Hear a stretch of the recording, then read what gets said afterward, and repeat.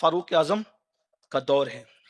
ایک بہت خوبصورت جوان، بہت خوبصورت، وہ مسجد آتے جاتے تھے.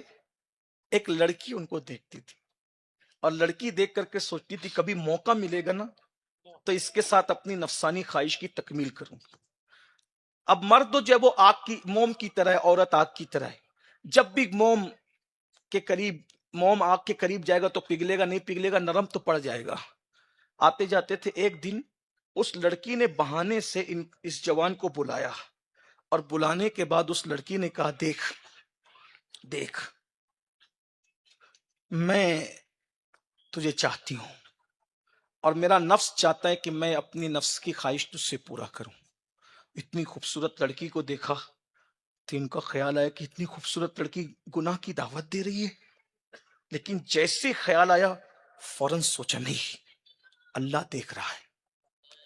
نفسانی خواہشات ایک منٹ کے لیے پوری کرنے کے لیے خدا کو ناراض کیسے کروں؟ فوراً یوسف علیہ السلام یاد آ گئے کہ حضرت یوسف نے تو یہی کیا تھا نا. لڑکیوں کا نہیں، میرا اللہ دیکھ رہا ہے، میں نے پاپ نہیں کرنا.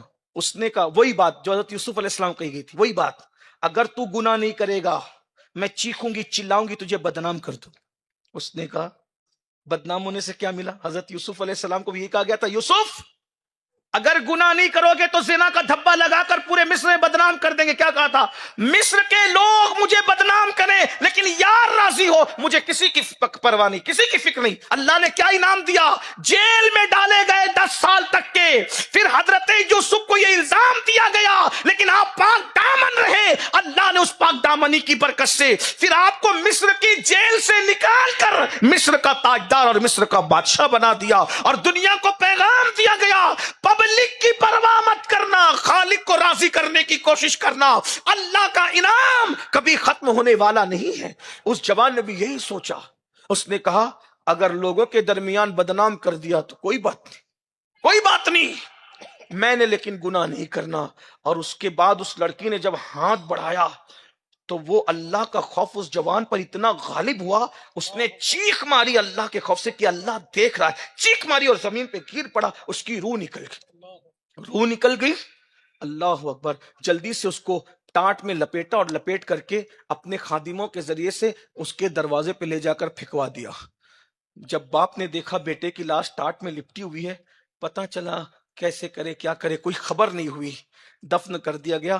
سیدنا فاروق اعظم رضی اللہ تعالیٰ کا دور تھا. فاروق اعظم نے کہا کیسے انتقال ہوا؟ تو پھر بات اس طرح سے بعد میں یہ اوپن ہوئی کہ وہ لڑکی نے ایسا ایسا ایسا کیا اور اس جوان نے اللہ کے خوف کی وجہ سے جان دے دی. فاروق اعظم نے کہا قرآن کی ایک آیت ہے، اللہ فرماتا ہے وَلِمَنْ خَافَ مَقَامَ رَبِّهِ جَنَّتَانِ، کہ جو اللہ کی بارگاہ میں کھڑے ہونے سے ڈر گیا یعنی نفسانی خواہش سے بچ گیا، اللہ اسے 2 جنتیں عطا فرمائے گا. تو یہ تو نفسانی خواہش سے بچا. اب ہم اس کی قبر پر چل کے پوچھتے ہیں کہ کیا واقعی اس کو 2 جنتیں ملی؟ ہم ایمان تو لے آئے لیکن ایمان کو مزید مضبوط کریں. اللہ اکبر. جب اس کی قبر پر گئے اور جا کے کہا اے جوان تو نفسانی خواہشات سے بچا اور اللہ کا وعدہ ہے وَلِمَنْ خَافَ مَقَامَ رَبِّهِ جَنَّتَانِ، تو یہ بتا کیا تجھے 2 جنتیں مل گئی؟ تو جیسے یہ سوال کرنا تھا ایک رکا لوگوں نے اس کی قبر پہ دیکھا. جب فاروق اعظم نے اٹھا کے پڑھا تو لکھا ہوا تھا بے شک میرے اللہ کا وعدہ سچا ہے، اللہ نے مجھے 2 جنتیں عطا فرما دی. اور یہ 2 جنتوں کا فلسفہ صوفیہ نے بہت خوبصورت بیان کیا ہے. اس کو سننے بات پوری کر دوں. اللہ فرماتا ہے کہ میں نفسانی خواہشات سے بچنے والوں کو کتنی جنتیں دوں گا؟ 2 جنتیں. ایک تو یہ مطلب واضح ہے کہ 2 جنتیں اللہ قیامت میں جنت میں 2 محل دے گا، جو بھی اللہ دینا چاہے 2 جنتیں دے گا. لیکن صوفیہ فرماتے ہیں 2 جنتوں کا مطلب یہ بھی ہے کہ مرنے کے بعد اللہ جنت دے گا، اور جو نفسانی خواہشات سے بچے گا اللہ دنیا میں اس کو اتنی نعمتیں دے گا کہ اس کی دنیا کو بھی اللہ جنت بنا دے گا، یعنی اس کی دنیا بھی جنت بن جائے.